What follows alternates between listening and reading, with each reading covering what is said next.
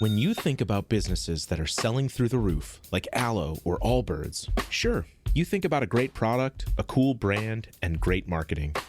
But an often overlooked secret is actually the businesses behind the business, making selling, and for shoppers, buying, simple.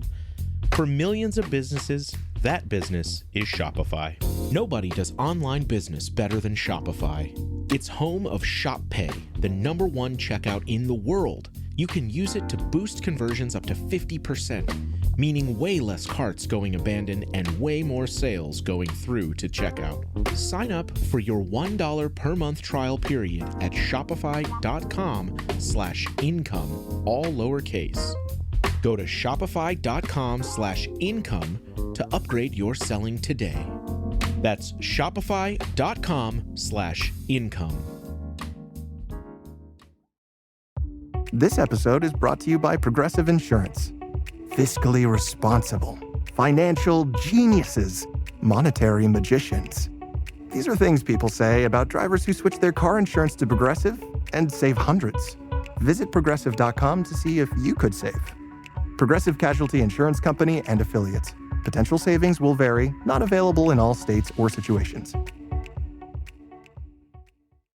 This podcast contains adult themes and language, and some of the things that we discuss may be disturbing to some listeners. In this podcast, we discuss sexual assault, torture, race, and murder. Listener discretion is advised. Please take care of yourself.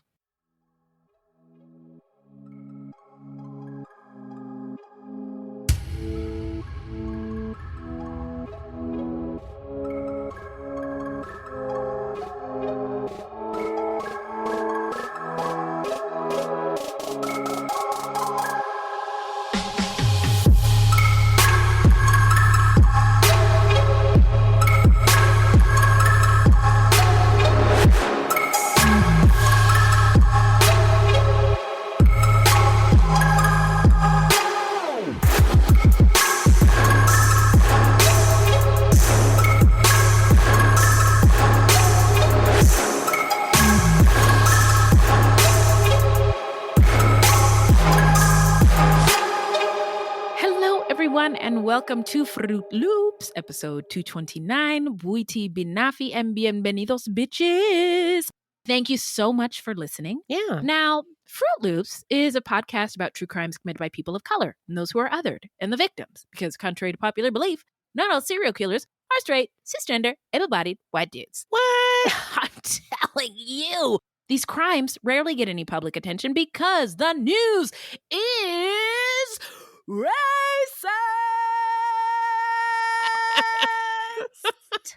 Allegedly.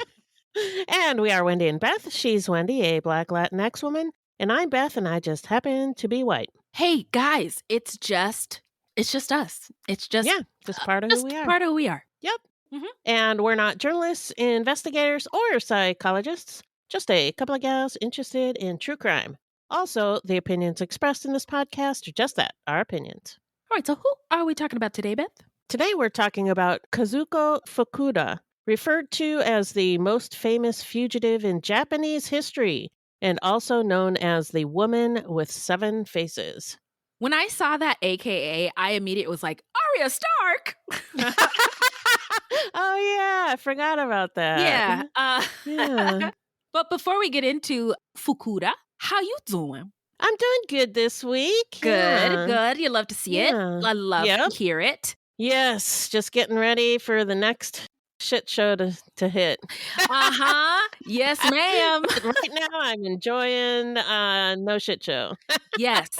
Yeah. No, I totally know what that feeling is like. Like, oh, things are so good, but but I know they're going to turn to shit really soon. On the horizon. Yeah, something's coming.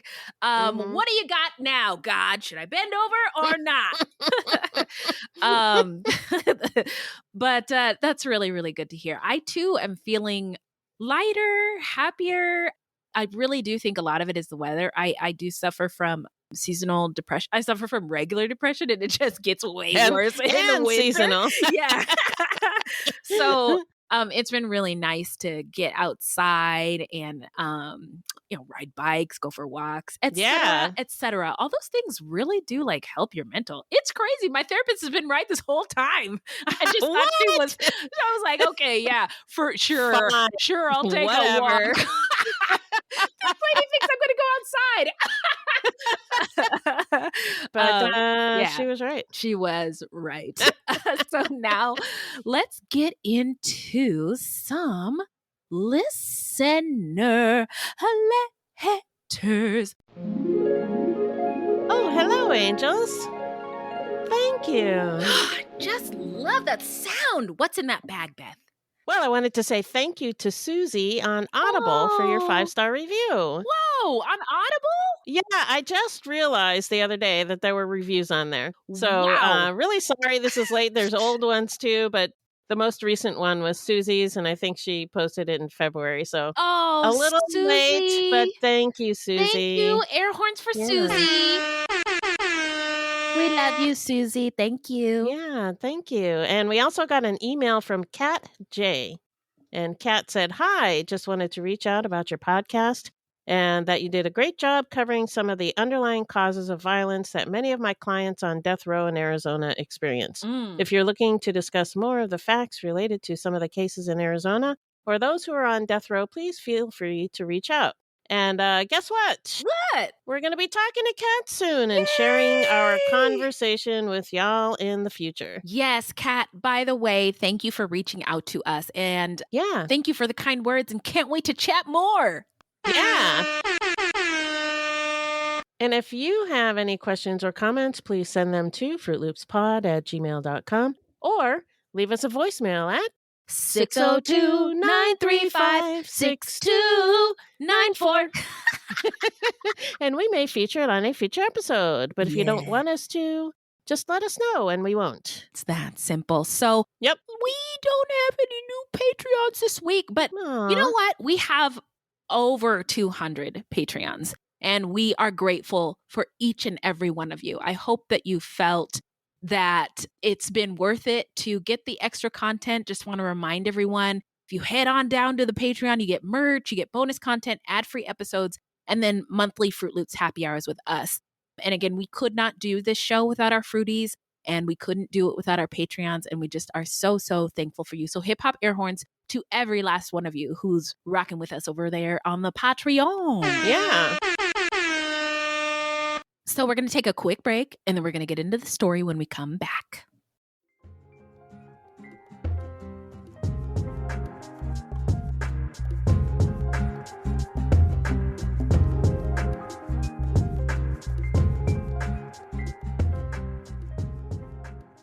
You know, there are so many amazing movies out right now. Yeah. Civil War, Godzilla versus King Kong, Monkey Man, Dune Part 2. Can I get a what, Beth? Deadpool versus Wolverine is also coming out this summer. Oh, that looks amazing. I know. And Kingdom of Planet of the Apes. I just can't wait. And don't forget Furiosa. Oh, yes. Yeah. So many great movies to see. And the best place to experience them is in the theater. That is the truth. And no lies detected. You can't handle the truth. Now, experience is the best way to put this whole movie thing. I mean, the memorable moments, getting lost in the stories, the popcorn, the snacks, the drinks, the comfy seats, the company. It is an experience, and a magical one at that. I couldn't agree more. I love going to the movies. Yeah. And there's something so special about movies and seeing a film in the theater. Yeah. It doesn't compare to anything else, really. Yeah. Again, no lies. And listen close, Fruit Loops, because we have an offer from Regal Unlimited that you cannot refuse. We're going to make them an offer that I can't refuse.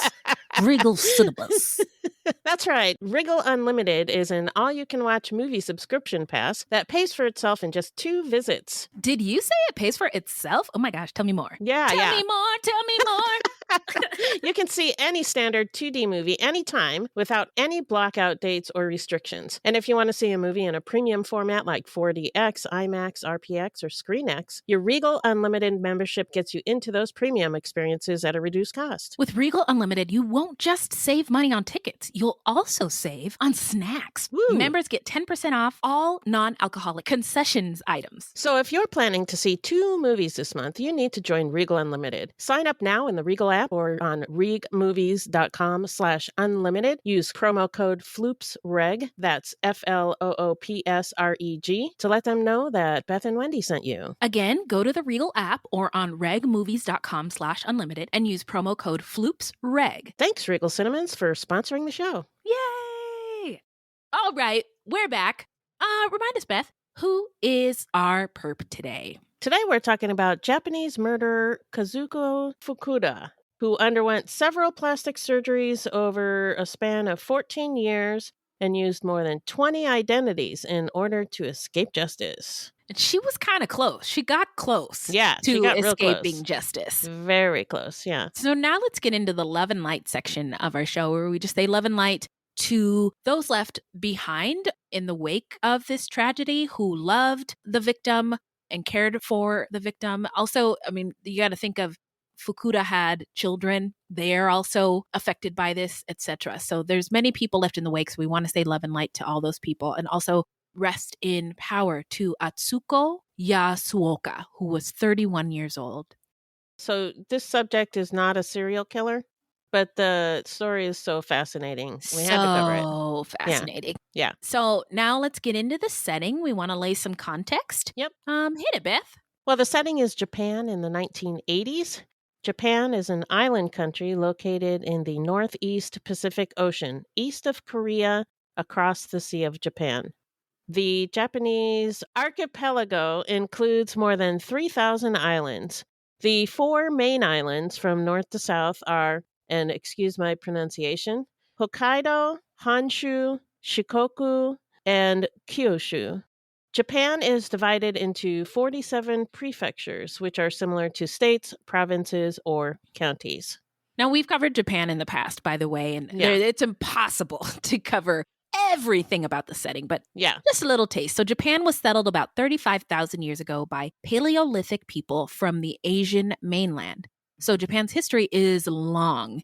Again, we cannot cover it, but the first era of recorded history in Japan is the Kofun in 250 to 538 CE. The Kofun were headed by a class of aristocratic warlords. They adopted many Chinese customs and innovations. Japan's unique culture developed during the Heian era between 794 and 1185. The Heian period is also considered the peak of Japanese imperial court, noted for its art, especially poetry and literature. The samurai warrior class developed at this time as well. Samurai lords called shogun took over the government in 1185 and ruled Japan in the name of the emperor until 1868. That is a long time. Yeah. He must have been working all right. Anyway, that year, a new constitutional monarchy was established, headed by the Meiji Emperor. After the Meiji Emperor's death, the emperor's son became the Taisho Emperor. His chronic illnesses kept him away from his duties, which allowed the country's legislature to introduce new democratic reforms. Then during World War I, Japan formalized its rule over Korea and seized control of northern China. Wow. Yeah, so, we don't talk about it as often, but Japan was a colonial power, a colonizer, essentially. Yeah. The Showa Emperor Hirohito oversaw Japan's aggressive expansion during World War II, its surrender, and its rebirth as a modern industrialized nation. Today, Japan has a constitutional monarchy headed by an emperor. The political leader of Japan is the prime minister. Yeah, so it's similar to the UK in that way. Got you. Okay. Yeah. Japan is one of the most advanced countries in the world and is considered a global leader in technological innovation, particularly in robotics, automation, and aerospace exploration. It has the world's 4th largest economy by GDP after the US, China, and Germany. Wow. We've talked about this before, but it's worth mentioning again that Japanese culture is collectivist, meaning that the well-being of the group is prioritized over the needs of the individual. And this contrasts with individualistic societies like America, which are more common in Western countries. And the group can be the country, the family, the neighborhood, the company, the school, the prefecture, or any other collections of people with a shared goal. Confucian ideals influence Japan, and Confucian society focuses on the family. The roles are traditional and similar to Western traditional patriarchal roles. Men are the heads of the household and women are dependent on the men. Confucian society expects women to marry, produce heirs, and oversee the household. Gradually, Confucian family ideals shifted. The largest shift happened after World War II, when the Civil Code of 1947 granted women the right to own and inherit property, to marry and divorce freely, and the right to vote and parental rights. Wow. I love that. 1947, though. Yeah, That's pretty late. That Yeah. is. I mean, that's later than us over here. And Yeah. I mean, Yeah. wow. So the Civil Code sought to create equality between the sexes.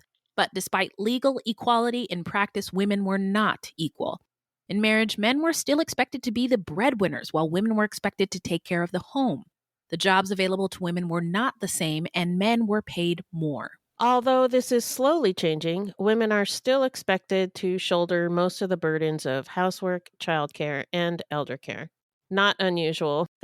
Yeah, Really. yeah, no, yeah. It's the same kind of here. Yeah. Yeah. Although I do love that they don't like get rid of their elders Oh, yeah. when they need care, right? It's Yeah, like, they're very family focused. right, for exactly. sure. I think that's really dope. But this society isn't great for men either. They are expected to be ideal workers, putting the goals of their company first.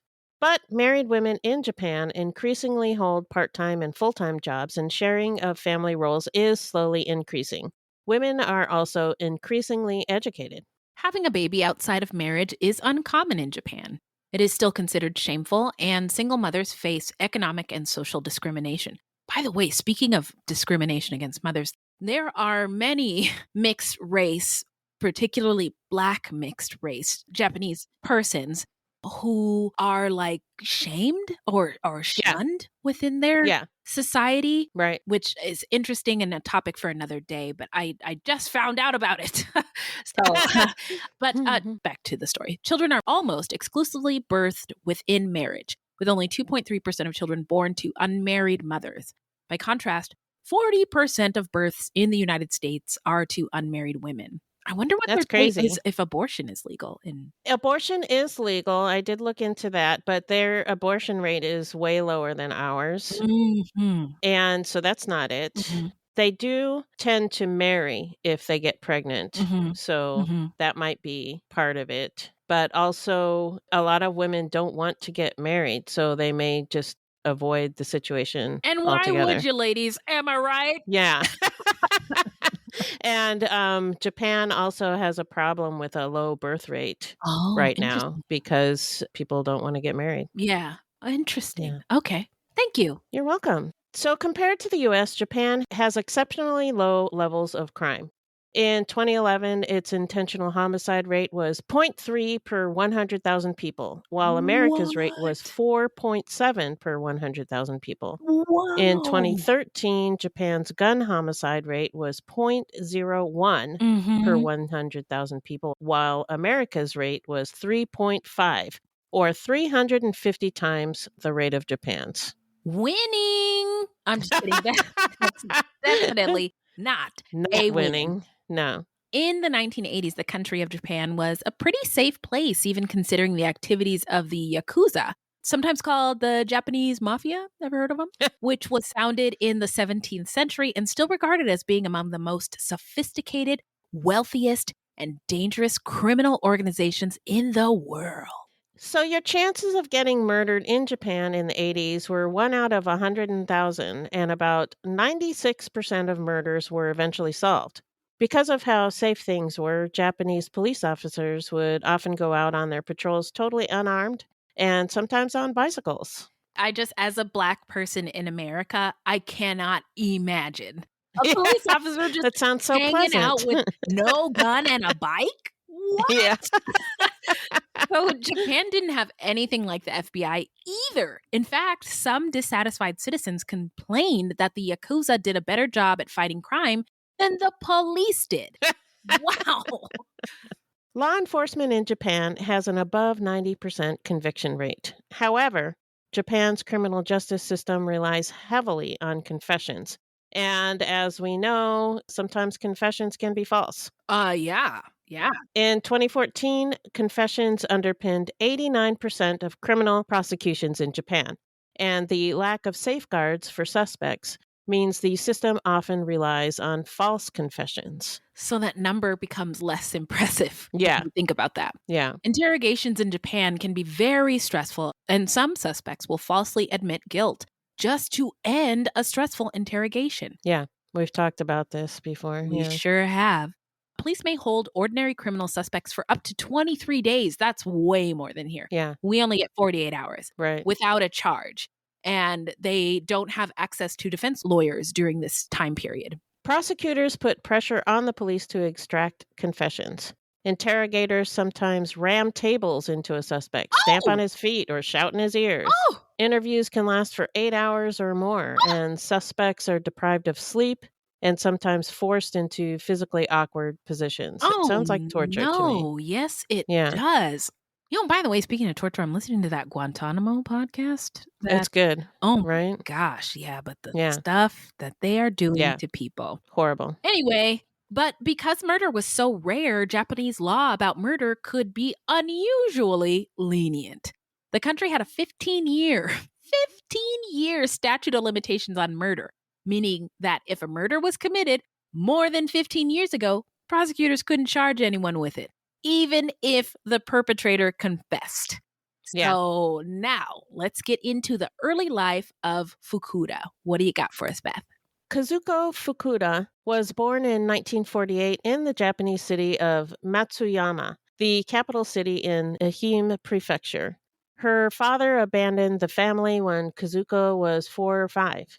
In order to get by, her mother ended up running a brothel out of their home in Kawano City, now known as Shikokuchuo City in Ehime Prefecture. Although eventually her mother and a local fisherman married and the family moved to a small island, people found out about her mother's history, and Kazuko was teased relentlessly. When Kazuko was in the 3rd year of junior high school, her mother and stepfather divorced, and mother and daughter moved to Imabari City, Ehime Prefecture. There, Kazuko's mother opened up a strip club. Wow, she's a real entrepreneur. She is. Yeah. In Imabari City, the lives of Kazuko and her mother were not only stabilized, they gradually became well off. What is that song?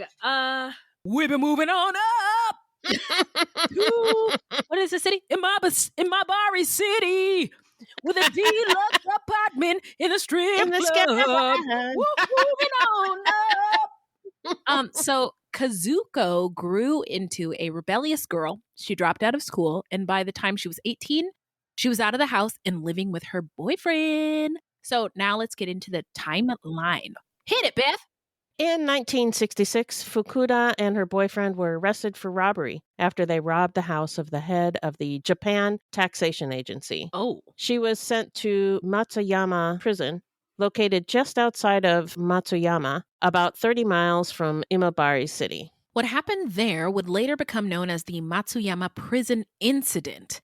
Between 1964 and 1966, members of one of Japan's most powerful organized crime syndicates, the Yakuza, regularly paid off guards to look the other way while they drank, smoked, and gambled.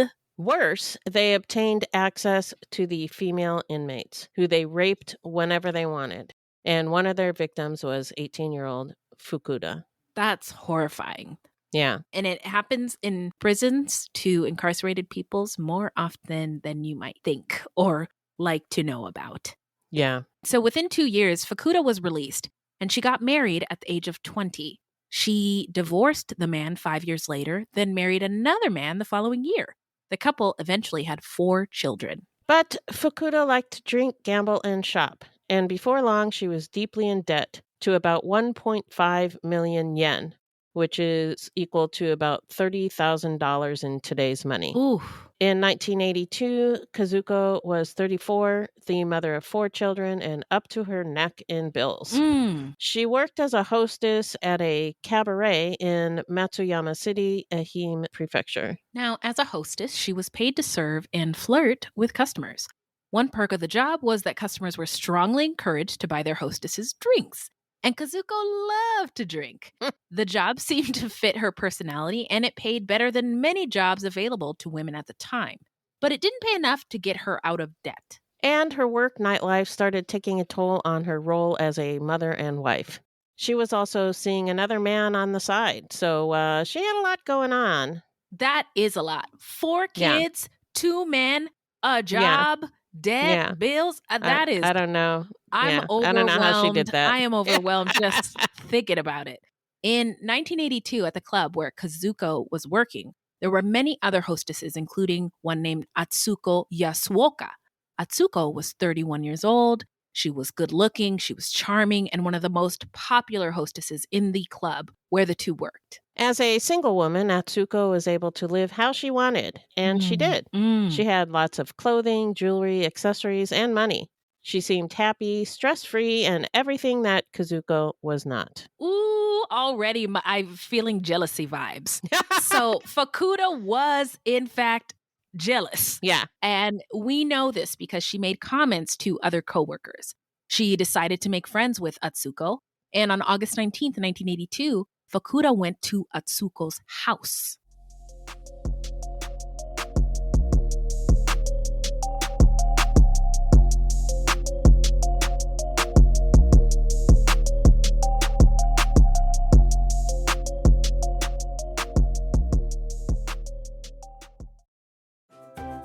Is the pressure of your wedding day being perfect from sunrise to sunset weighing on your mind? Planning a wedding is stressful. But guess what? We are here to help. On the Bridechilla podcast, we celebrate love and help you plan your wedding day. We're all about keeping it real and having fun every step of the way. So whether you're just starting to plan or counting down the days, we're here to help you stay cool, calm, and collected. We have expert tips and amazing guests like wedding dress designer Haley Page. Let's get this party started and embrace your inner Bridechilla. Listen to Bridechilla wherever you get podcasts or visit us at thebridechilla.com. My name is Bill Huffman, and I am a former Cleveland news producer, and I am now the host of the podcast, Who Killed? I began the show focusing on the unsolved murder of Amy Mihaljevic, and now each week I explore a different case with a focus on some of the victims who don't get the attention they deserve. I have a deep catalog of over 225 episodes, so there is a guarantee there will be something for you. Who Killed is an evergreen podcasts, killer podcasts, and slow burn media production. Subscribe today wherever you get your favorite shows. Now, the only people who know exactly what happened at that house are Fukuda, who is an unreliable narrator, and Atsuko. What we do know is that Fukuda strangled Atsuko to death. So Atsuko can't tell us what happened. Right. So in any case, after she killed Atsuko, Fukuda called her husband and told him to come to Atsuko's house. When he got there and saw what his wife had done, he started freaking out.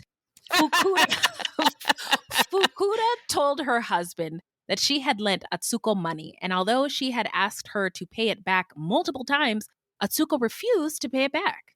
So I killed her. She claimed that she went to Atsuko's house to ask for the money once again, but instead of agreeing to pay her back, Atsuko hit her in the head with an ashtray. Oh! What a bitch! Wow. Wow. Okay. Okay, Fukuda. Ladies. Wow. Okay.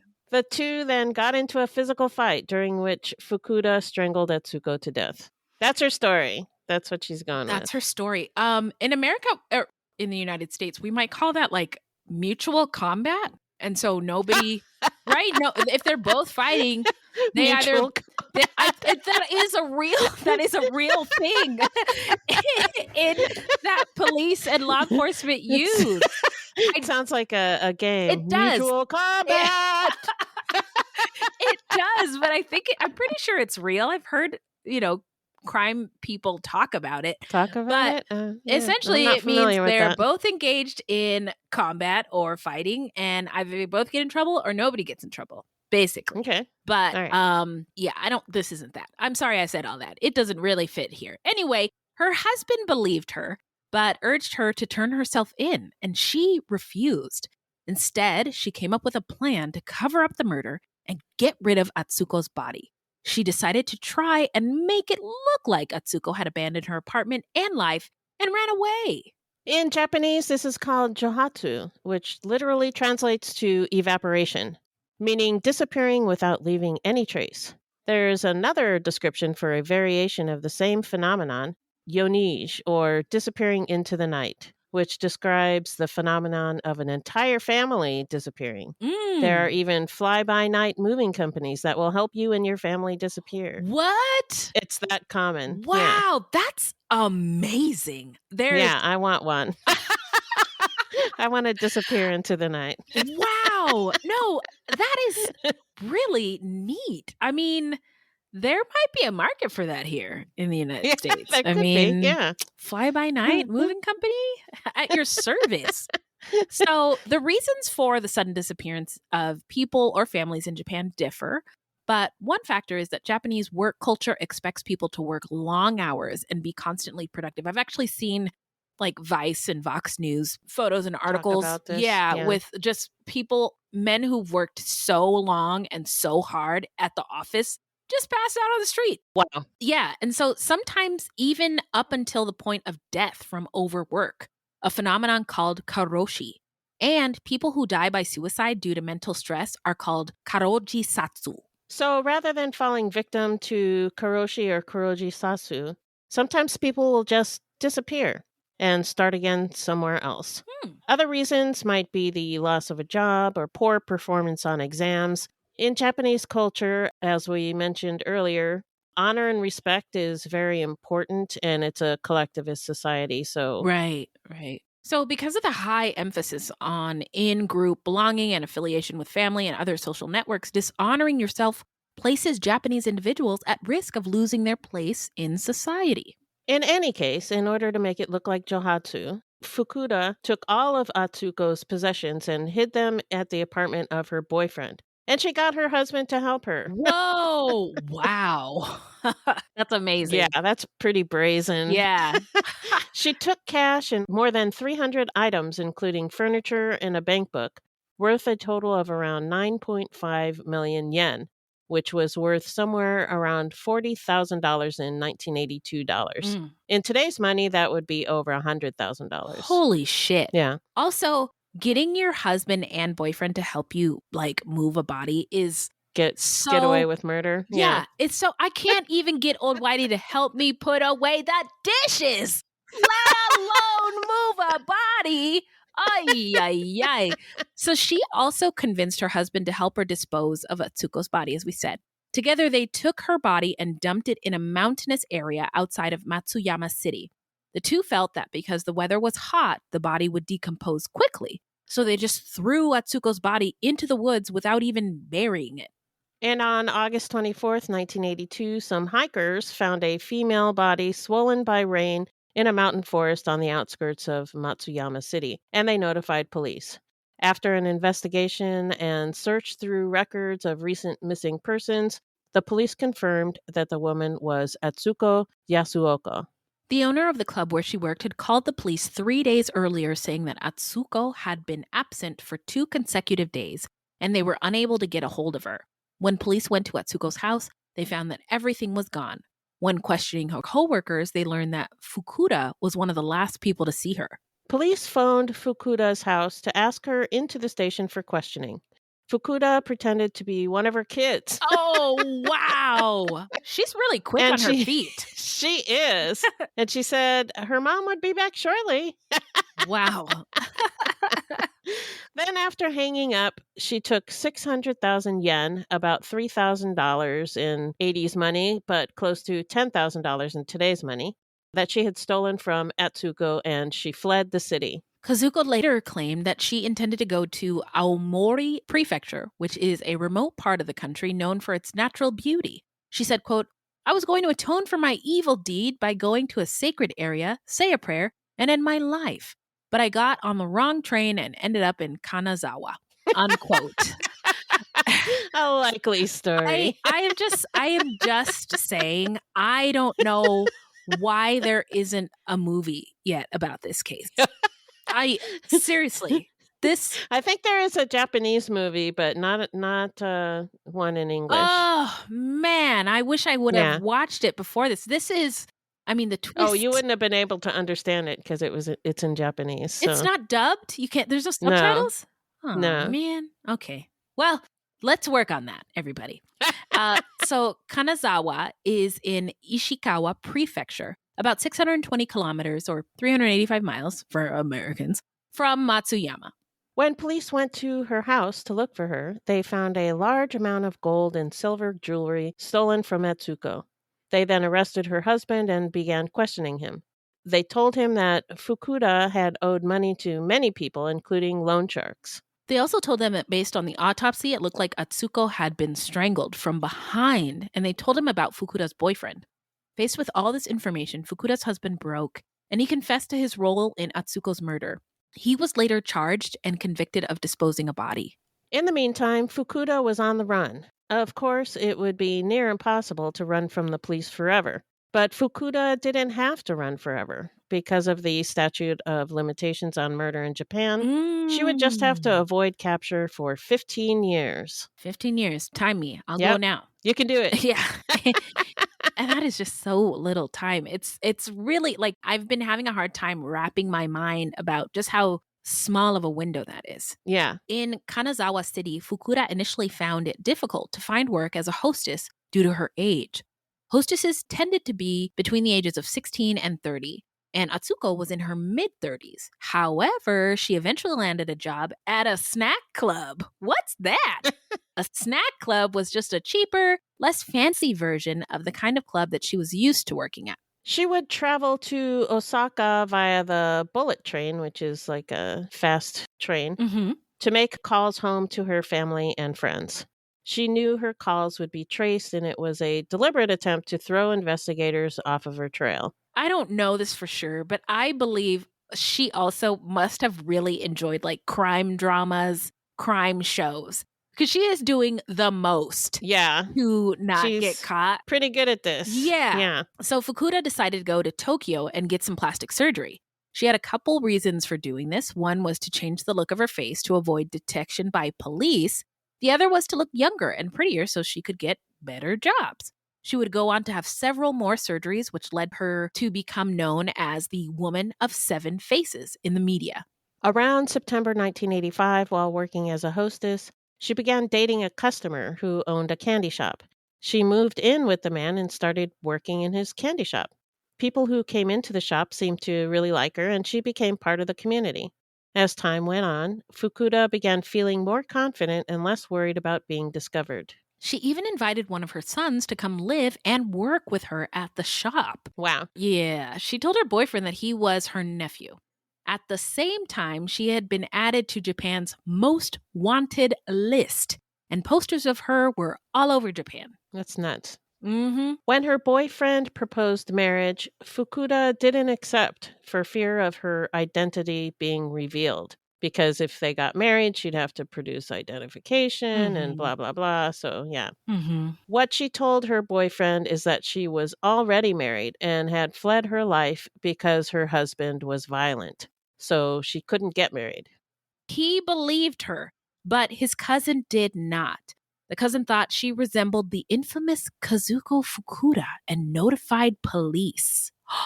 Whoa. What's going to happen? We got a rat in the family? I can marry into this family. On February 12th, 1988, the family was at a funeral when the police showed up. Fukuda saw them before they saw her, and thinking quickly, she took a bicycle and rode it all the way to Nagoya, a distance of around 235 kilometers or 146 miles. Wow. And mind you, she was at a funeral, so she was all dressed up. Wow. Oh my. I'm visualizing this, and it's just wild. Nuts. It's wild. It is wild. I don't have any other words. So according to reported sightings, investigations, and her later testimony, she then moved around to various areas of Japan, including Hakodate, Aomori, Niigata, and Osaka, where she said she experienced homelessness and lived in a cardboard box. As she moved from place to place, she always worked to stay one step ahead of the police. In Nagoya, she found a job cleaning love hotels. Oh. Yeah, love hotels Oh. in Japan are discreet hotels that customers can pay for by the hour and require no identification. Usually, there's no front desk staff, and customers can go in and out without seeing a single person. I don't know Oh. how that works. Is there like do you put money in the... Maybe you put money in, like money in the Like, vending machine and it keeps them yeah, out. yeah. Yeah. That's what I'm imagining. Yeah, me too. So this anonymity was also a benefit for Kazuko, as no one could see her face or recognize her. During her work at the Love Hotel, one of her colleagues did recognize her from the posters that were posted at the police station and confronted her. They told her to surrender, but once again, Kazuko refused and fled the hotel. She applied to work at another love hotel in Nagoya, but when the application required a photograph and fingerprints, she declined and instead moved to a nearby city called Fukui. But attempting to find work without having identification or residence was tough, and she ended up working in a brothel in Osaka. And it's my understanding that she was not a sex worker.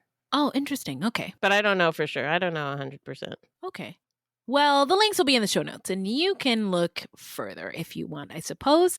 Now, she eventually quit the brothel and moved back to Fukui under another fake name and found a job at a traditional Japanese hot pot restaurant that serves oden, a type of hot soup containing various vegetables and meat. Sounds so good. It does. Makes me want some soup. Yeah, me too. If I were the president, I would make soup available for everyone every day, period. That's my platform. That's Wendy your platform. 2024. Soup for everyone. Soup for everyone. I love soup so much. I would eat soup for breakfast, lunch, and dinner.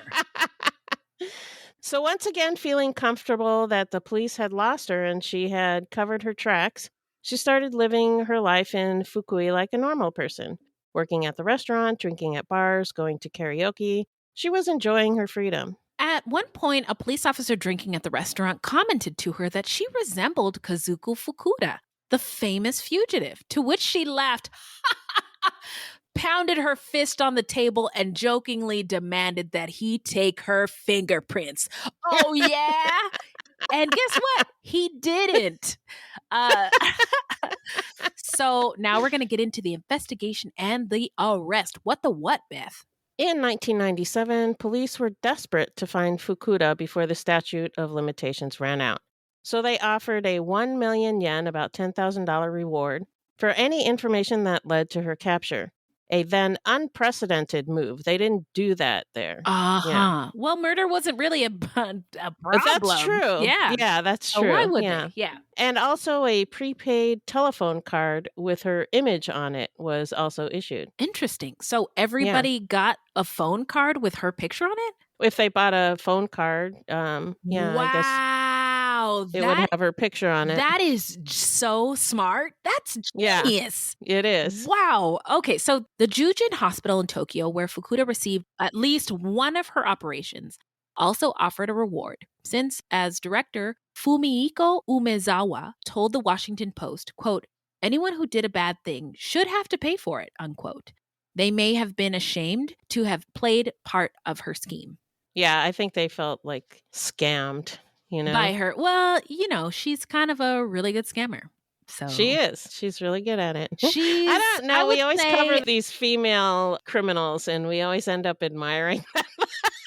I mean, I don't know why. I really don't know why that is. I couldn't tell you what it is, but I mean, I admire ingenuity. I admire tenacity. And these usually are not traits that are encouraged in girls, right? Yeah. Not in a brazen way. So to diminish the shine of men.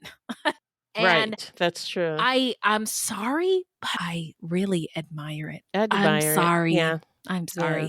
I don't admire the murdering part. I don't admire that. And everything she did to get away with it. Yeah. Yeah, it's fascinating because it's so unusual. Women generally don't do this, and that's because of the patriarchy. Right. Yeah.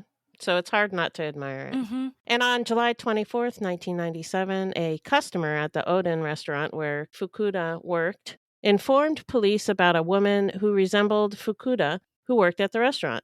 Police arrived at around 2 p.m. and questioned her at the restaurant. At the time, Fukuda was using the alias Yukiko Nakamura.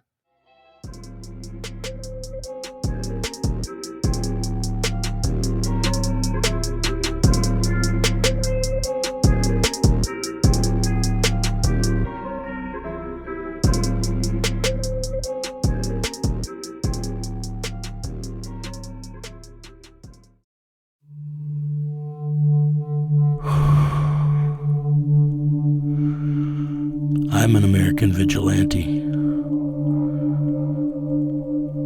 I have a question for you. What would you do if someone you cared about was abducted, taken from you? Would you call me? Would you care about how I got them back?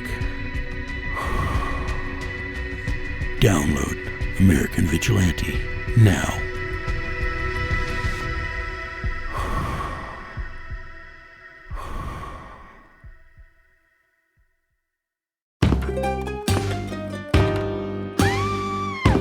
Hi, I'm Sean McCabe. And I'm Carrie McCabe. We are, well, married, obviously, but we're also obsessed with the darker side of things. True crime stories, alien abductions, poltergeists. If it leaves you scratching your head and keeping those lights on at night, we want to hear about it. That's why we host the podcast, Ain't It Scary, with Sean and Carrie. Every week, we bring our listeners a true story guaranteed to send chills down your spine. From history's most brutal serial killers to the mystery of spontaneous human combustion. Yep, lots of these stories leave unanswered questions behind, and you'll get to poke through the rubble of the evidence with a hardened skeptic and someone whose mind is more open to fun. Yeah, that's what I was gonna say. You can find Ain't It Scary with Sean and Carrie wherever you get your podcasts, and on social media at Ain't It Scary. Come play with us.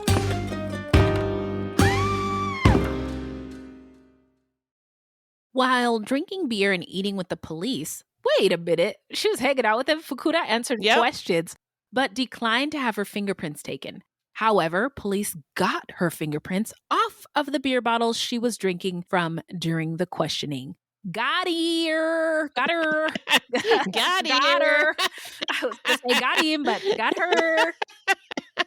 And after 14 years and 344 days on the run, Fukuda was arrested 21 days before the statute of limitations expired. Oh my God. Yeah. Wow. The day after her arrest, Fukuda was escorted to the Shinkansen train station in Fukuai to be taken by bullet train and overland to the Matsuyama police station in Ehime Prefecture, where the investigation headquarters was located. 14 years and 344 days. 21 days left. Wow. Fukuda was held on either side by police officers with a towel over her head. The press chased after them frantically to get a good position and capture Fukuda's facial expressions. Under the towel, Fukuda was crying. At one point, it was reported that she screamed. Yeah. During the interrogation, she at first claimed that she didn't murder Atsuko, but was with the man who killed her, claiming she was just an accomplice.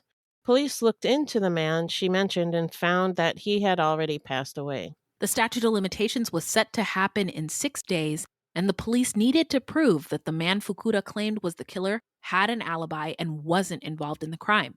If they couldn't prove that, the prosecution would have a tough time in court. Talking to relatives of the man, they couldn't recall what the man was doing on August 19th, 1982. Yeah, it was almost 15 years earlier. So, right, yeah. It would be tough. Yeah, but luckily, they did have an old diary that the man had used, and they were able to confirm through his entries that he was, in fact, in Tokyo on business at the time of the murder. I don't say this often, but I really love it when police do some good investigating. And this is some good investigating. So Kazuko Fukuda had evaded police for 14 years and 11 months. I mean, oh my, No it's wonder nuts. she was Yeah. crying and screaming. She didn't make it. Yeah. So she was finally charged just hours before the statute of limitations would have run out. Oh my God. Wow. I mean, the whole country of Japan is into this, right? It Yeah. feels OJ Simpson-ish. Oh, yeah, for sure. You know what I'm saying? Yeah. So now let's get into the trial. What do you got for us, Beth? So, as you mentioned, Fukuda's story absolutely captivated the public. And at the beginning of her trial, an estimated 1,900 people waited in line to sit in the gallery at the Matsuyama District Court. And in May of 1999, the court found Fukuda guilty of murder. Although it ruled that the murder was not premeditated, it was found that the robbery was. Fukuda received a life sentence. She tried to appeal it, this time claiming that she had been in a romantic relationship with Atsuka, and she killed her in a fit of passion when the relationship had soured. One podcast that I listened to, and I think it was Women in Crime, they said something about crimes of passion receiving shorter sentences, so that might be why she claimed that. Oh, shout out to our pals over at Women in Crime. Women in Crime. But it didn't work. The appeal was rejected by the Supreme Court in 2003. Wow. So let's get into where are they now? I'll tell you. Although Fukuda escaped capture for many, many, many years, she only ended up serving about 5 years in prison. In February of 2005, she collapsed while working at a factory at the Wakayama prison in Wakayama City. She went into a coma and never regained consciousness. She died of a subarachnoid hemorrhage on March 10th, 2005 at the age of 57. The subarachnoid hemorrhage is when the hemorrhage looks like a spider in your brain. Therefore, arachnoid. Thank you. We're smart. Crime victim groups in Japan pushed to abolish the statute of limitations for serious crimes. And in 2010, Japan's legislature amended the country's criminal procedure law to abolish the statute of limitations for murder and other crimes that result in the deaths of persons. Wow. So that's it for the story. Now let's get into our takes and thoughts. What do you think about this case, Beth? Well, I'm sure that her shitty childhood had to have been a factor. You know, the father leaving the family, being poor, watching her mother do whatever she had to do to get by. And being a single mother at that time had to have been really difficult. Yeah. And I'm sure she was ashamed. And then, you know, she was arrested and sent to prison and was raped by those men. Yakuza men. Yeah. Horrible. So, yeah, she had it rough. Yeah, that's trauma. And a lot of little traumas and big traumas that add up. Yeah. All that stuff's going to fuck you up. So I never got a real clear idea of why Fukuda killed Atsuko. Okay. She told different versions of what happened. So who knows?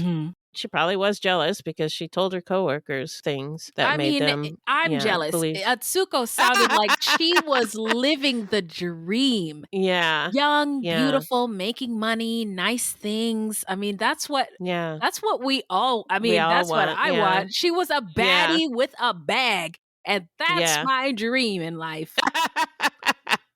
So, yeah, Fukuda probably wanted what Atsuko had. And maybe it was a spur of the moment thing, or maybe she planned it out. Maybe. I don't really know. Yeah. But as we were talking about, I have to admit that I admire her cunning. Yup. She almost got away with murder. She really did. Almost. She was so close. Yeah. But the stress of all those years of hiding. This is why. No thanks. Yeah. That's a lot. I'm not surprised she died of a heart attack. I mean, after everything she'd been through. Or it was a subarachnoid hemorrhage. Oh, a brain hemorrhage. Yeah, but you know, but still, her body was weathered. I imagine from the stress of childhood, the stress of being imprisoned and being violated by all those men, and then being after doing something so heinous, and then being on the run and constant like she could never rest, really. Yeah. And I think at her core she was a survivor. And that she had to do whatever she could for her survival. I was under the impression that her kids were still around, but I don't now that we've gone through this, I don't think she had her kids with her at all, which also would have been really, really hard to endure without your babies, right? You would think so, but nothing I read said anything about that. Mm. So I don't really know. Okay. I don't know what kind, Like what kind of mom she was? yeah, or, maybe she had a personality disorder. Maybe the kids didn't mean that much to her. I don't know. Yeah, I don't know Yeah. either, but I was curious. I mean, she invited one of them to come stay with her, to be with her, Yeah. but couldn't really Right. reveal who he was. And so, Who he was, and yeah. I just can't imagine being away from my kids. No, Not like that that's for almost 15 years. Yeah. That would not destroy totally me. not worth it. Yeah. I think the murder of Atsuko was a combination of jealousy, and when the opportunity presented itself, she took it. And this was in like the 1980s, and after going through this entire case, 1,000% sure there was probably a movie or some soap opera that was running on TV with this exact plot. And somebody running from the police. Yeah, the idea got in her head, coupled with her knowledge on the statute of limitations. And she was like, yes! And she was like a trailblazer in a weird way. And then she changed the system with regard to the statute of limitations. So I don't know. I think that's significant as far as impact that this case has, is that it changed an entire law that should have been changed a long time ago. Yeah. And also, never forget, rest in power to Atsuko, who sounded like she was just the most beautiful person inside and out. And let us know what you think. Your hot takes. You know where to find us. Yeah. Now let's get into how not to get murdered. Okay. If you love true crime and you don't want to die, here's a tip for you. This segment is not intended to be victim blaming. We thought of this segment because I read somewhere that a lot of people listen to true crime because they want to know what they can do to be safer. This is not meant to blame the victims. It's just learning from other people's experiences. So, how not to get murdered. First step, hop into your bed. Second step, get under your covers. Third step, never leave. Just kidding. Just kidding. I was actually I've been thinking about victims and how there's we've given a lot of tips on how to prevent, getting harmed and ways you can stay safe, etc. But I was just thinking about ways that we can, as people who like true crime, support victims of crime. And so I found a really great resource, actually a couple, but the victimsofcrime.org. And if you want to donate, there are resources in your immediate area, obviously. But if you donate to victimsofcrime.org, 100% of your gift goes to help people nationwide to ensure that victims of all crime have a network of support so that they can rebuild their lives. And it's not just victims, it's also victims' families, etc. And then I didn't know this, but every single state in the United States gets Federal Victims of Crime Act money. So if you have been a victim or you know a victim, tell them about that Federal Victims of Crime Act so that they can get victim assistance and compensation. Wow. And the link to the victimsofcrime.org will be in the show notes. All right. Yeah. Thank you. Anything to add, Fred? Nope. Okay, well, let's move on. Now it's time to shout out stuff, where we're going to shout out any content by or about people of color, by or about any other marginalized or minoritized folks, or any true crime goodies. All right. I got dose, too, if you are not bilingual like me. Anyway, Stop the Killing, and it's a podcast on our network, Evergreen Network. What's up? Yep. And it is such a detailed and in-depth true crime podcast. They've got recordings from police, body cam audio, interviews, etc. And it's hosted by Catherine Schweit, who's the former head of the active shooter program. Oh, wow. With the FBI, by the way. So it's like an important lady. Wow. And Sarah Ferris, who's our podcast play cousin, Sarah Ferris. And they offer stories, but also give, how not to get murdered, how to stay safe, actionable advice. And there's a lot of research involved in their show. It's really, really great. So Stop the Killing. Awesome. Also, Parallel Justice with Renee Williams is a crime, back to our tips, is a crime by the National Crime Victim Bar Association. So it's attorneys who have fought cases, criminal and civil cases, on behalf of victims, and them telling their stories and talking about the legal ins and outs, etc., and what we can all do to be better. Okay, cool. What do you got? So this would have been the perfect episode to shout out Shogun. I know, but we can do a double shout out. There's no rules. We're the boss. It's our show. I think we've shouted it out a couple of times already, so I don't think that's necessary. But okay, fine. But it's so good. Yeah, it's so good. But I did want to shout out Fallout on Prime. Yeah, it's amazing. Yes. Yeah. Okay. It's based on the video game Fallout. Mm-hmm. It's set in an alternate reality after a nuclear war, and the cast is diverse, and there's even a non-binary character. Love it. Love it. I am going to be watching as soon as we're done recording, actually. Nice. So tell my boss I won't be in tomorrow. Just kidding. So just to recap, those shout outs are a true crime podcast called Stop the Killing, and also a podcast called Parallel Justice, wherever you get your podcasts, as well as Fallout on Prime. And sorry, y'all, Shogun is so good, we have to say it. And it looks like, that's the end of the show. But we're not gone forever. We'll be back. But in the meantime, Beth, where can the people find us? Our website is fruitloopspod.com, and we use Fruit Loops Pod for all of our social media. The footnotes for each episode can be found on our website. Plus, check it out for the different ways that you can support the show. Also, join us on Patreon, where we have literally hundreds of hours of bonus content. You can also support us by supporting our sponsors or by giving us a 5-star review. 5 stars only, please. Also, don't forget to subscribe. That's right. So listen, y'all. This is a weekly podcast, and new episodes drop every Thursday. So until next time, look alive, y'all. It's crazy out there.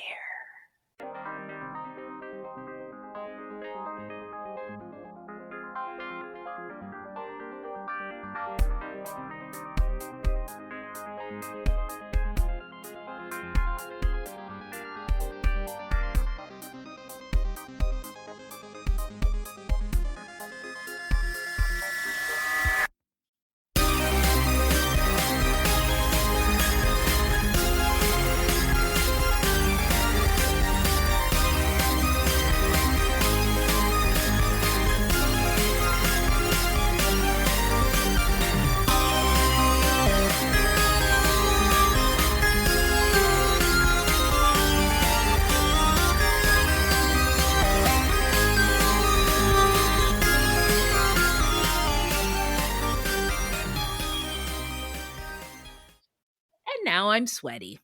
One more sip. Oh no. Oh my God. Oh, where is the button? Another one. That's not it. Sorry about that. Here we go. Don't tell my boyfriend it's not what he's made for. That's that Billie Eilish song, redone by a Black woman who has clearly spent a lot of time in the church choir. Are you okay over there? Yeah, I just burped. Sorry. Makes me want some soup. Yeah, me too. And I love soup so much. Ooh, I want to swim in it. I want to take a bath. That's how much I love soup. Wow. Yeah, sorry. Wendy loves soup. I love it so much. Like, I love Beyonce and soup almost the same. Wow, that's crazy. Yeah. That is nuts. I know. Yeah. I know. Fukuda. Fukuda. It's like Kazuko? Barracuda. Barracuda. Okay. Fukuda. Archipelago. Archipelago. I knew I was saying that wrong. You're a good reader, not the best pronouncer, though. Yonij. That's amazing. Yeah, I want one. I want to disappear into the night. Wow. No, that is mutual combat. And so nobody... It sounds like a game. It does. Mutual combat. It does. It's so... I can't even get old Whitey to help me put away the dishes, let alone move a body. Ay, ay, ay. But I got on the wrong train and ended up in Kanazawa. Unquote. A likely story. I am just saying, I don't know why there isn't a movie yet about this case. Well, let's work on that, everybody. So if I haven't said this before, I'm going to say it again. I'm sure I've said it before, but I love doing every recording. I can't stop. What? I can't stop. You can't stop podcasting. You love podcasting that much? I can't. Wow. I can't stop. Can't stop, won't stop. Oh, Rockefeller Records. No, we don't want to do that. What are you talking about? You can't stop. You mean you like this too? Yes. Oh, that's what I mean. Okay. Is there a Beth translator around here? I don't understand what she's saying. Beth is glitching again. Yeah. Is any little help here? Google. What is she saying? I love podcasting. Is what I'm saying. Okay. You know what, friend?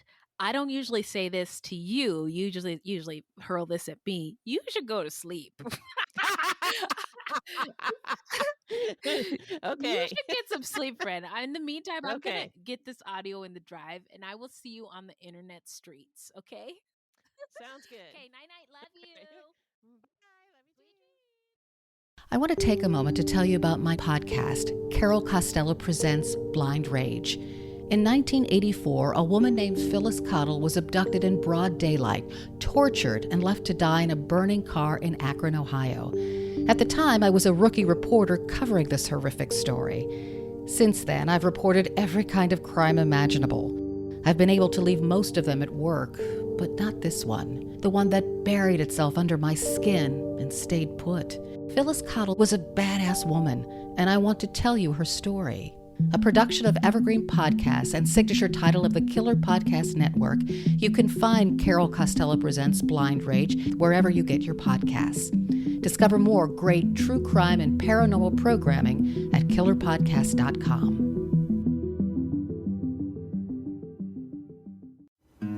Something is creeping, don't follow it down. Let me introduce you to Barry Clue, an authorised financial advisor from New Zealand and a very special kind of stain on humanity. He was a very knowledgeable young guy. He was a registered financial advisor. Type of guy that was bending over backwards to help you. Now, you could be forgiven for thinking that Barry sounds like a great guy, and you'd be right. Well, right up until the point when you're wrong. It was all fictitious. She stole from my son, who has a disability. Chris never knew. He died believing that we're all taken care of. A psychopath is somebody who lacks empathy, acts impulsively. I think there's a strong case that Barry might be all of those things, actually. To find out how Barry Clue stole over $15 million from 81 victims, subscribe to Clueless, The Long Con. That's Clueless, spelt Klooghless.